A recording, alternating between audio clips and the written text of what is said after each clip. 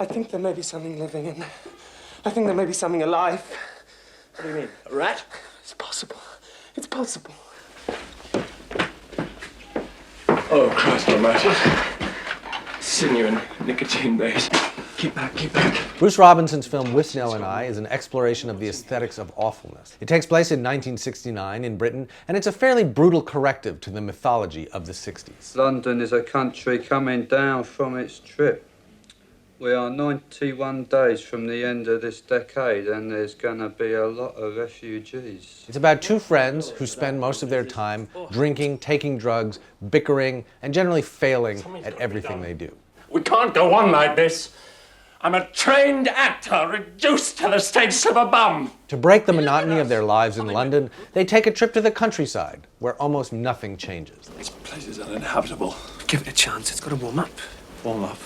We may as well sit round a cigarette. Their day-to-day lives are relentlessly, sometimes shockingly grim, but the movie itself is charming, hilarious, Get in the back of the van! and ultimately heartbreaking. There's always time for a drink. I don't have the time. Withnail, played by Richard E. Grant, is by far the more charismatic of the two. He performs himself as a kind of mashup of Lord Byron and Mick Jagger, but his greatest talent really may be for squandering his talents. What a piece of work is a man.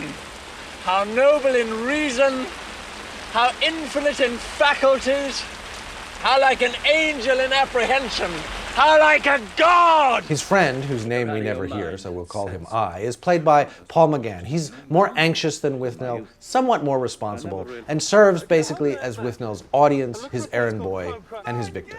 You didn't shut the gate. Stop that ball! Stop that ball! Grab its ring. And finally, there's the extraordinary Richard Griffith as Withnail's Uncle Monty, who believes, mistakenly, Oh, my boys. that the two young men are lovers and desperately wants a piece of the action. Perhaps it's in the other bag. Perhaps it is. Shall we look? This movie takes place on a very small, intimate scale, but it's perfectly written, and every character expresses himself in a particular and distinct way. It's splendidly acted and full of surprises. Jesus, look at that. Apart from a raw potato, that's the only solid to have passed my lips in the last 60 hours. The friendship between the title characters is at the heart of the film. It's a complicated, difficult, and ultimately unsustainable relationship. These aren't accidents. They're throwing themselves into the road gladly. Throwing themselves into the road to escape all this hideousness. Withnail is wonderful, but also impossible company.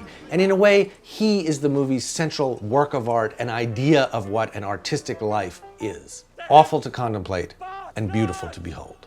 You all suffer! I'll show the lot of you!